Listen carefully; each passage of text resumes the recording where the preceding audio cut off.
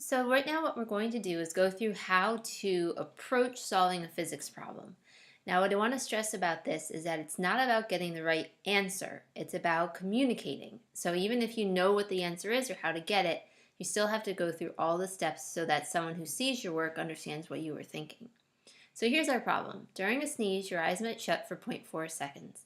If you're driving a car on a flat, straight stretch of road at 85 kilometers per hour, about 53 miles per hour during such a sneeze, how far does the car move during that time in meters? Okay, so the first thing we're going to do is we're going to write down the information that the problem gives us and what we're looking for. When we write that stuff down, we're going to do it with the units included, and we're also going to do any needed unit conversions. Really what this part is asking us to do is look for numbers. So if we look at this problem, it says that our eyes might shut for 0.4 seconds. So that's our first number that we're given. If you're driving a car on a flat, straight stretch of road at 85 kilometers per hour, at about 53 miles per hour during such a sneeze, how far does the car travel? Okay, so these are the two numbers. Now, strictly speaking, there is a third number here.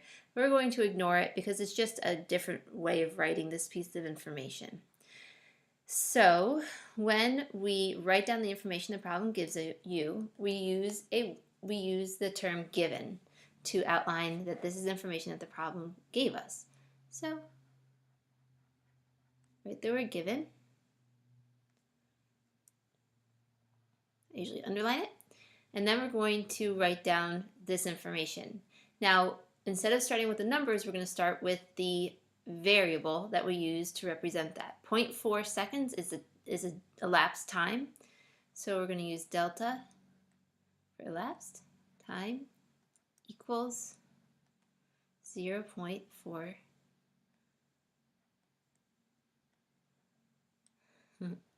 seconds.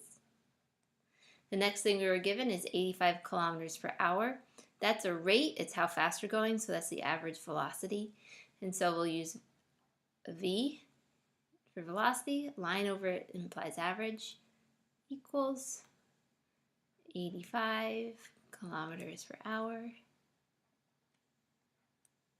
That's my attempt at km. And then we want to know how far does the car go. So we've written down all of the information the problem gives us. Now we have to write down what we're looking for. We're looking for how far. In physics, we use the term delta x to give us change in position or displacement. And that is our unknown. So we put a question mark. Now, we're almost done. The last thing we need is the units of our unknown. And so it says right here in meters. So I'm going to put an M here. Now the last thing I have to do before moving on to step 2 is some unit conversions. Our time is given in seconds, our velocity is in kilometers per hour, and our delta x, we're looking for meters. So we have to convert this kilometers per hour to meters per second. So to do that, we're going to use like a factor label method where we, oh, you know what? No. Before I start factor labeling, I'm just going to rewrite this given as a fraction. So I'm going to rewrite this as 85 kilometers over 1 hour. And then I'm going to go through and multiply this by the number 1 until I get the units I want. So first I'll convert kilometers to meters. The kilometers on the top here, so I want it on the bottom.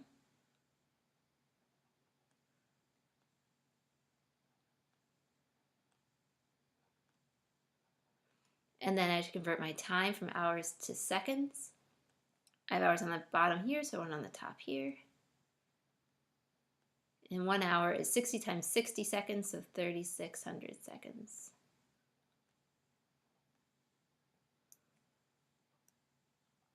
Okay, so 85 times 1,000 over 3,600. My units can cancel. So yeah, I'm left with meters per second. So you check this in your calculator, and we get 23.6 meters per second.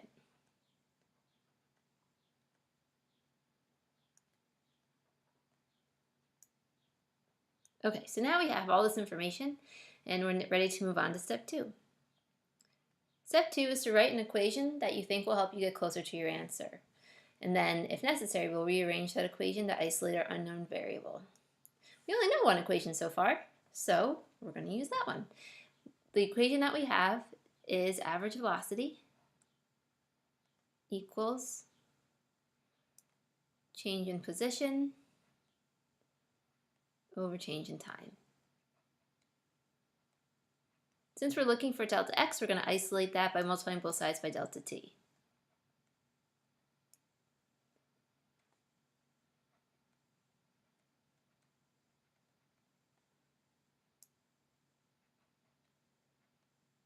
And we could stop here, but it's conventional to put our unknown on the left, so we'll go one step further and isolate that.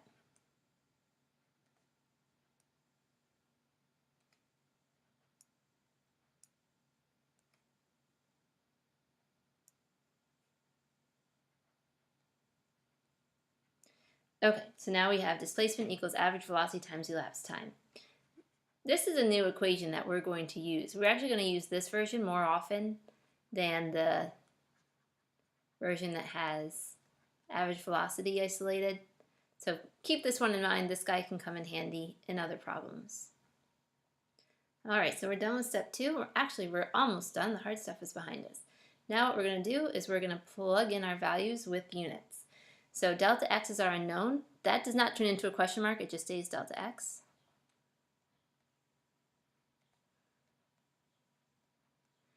My average velocity I know is 23.6 meters per second.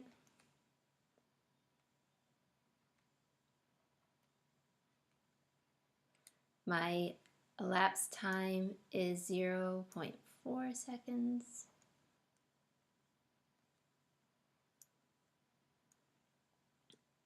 And then we're going to solve it. So our next step, step 4, is to solve. You'll also notice it says here to line up equal signs. My 7th grade math teacher would take a ruler and line up, make sure all of our equal signs were on a straight vertical line. I won't take a ruler to your paper, but I do want you to work on keeping your steps vertically aligned with each other as best you can. So we have delta x, we will put this into our calculator, and we get delta x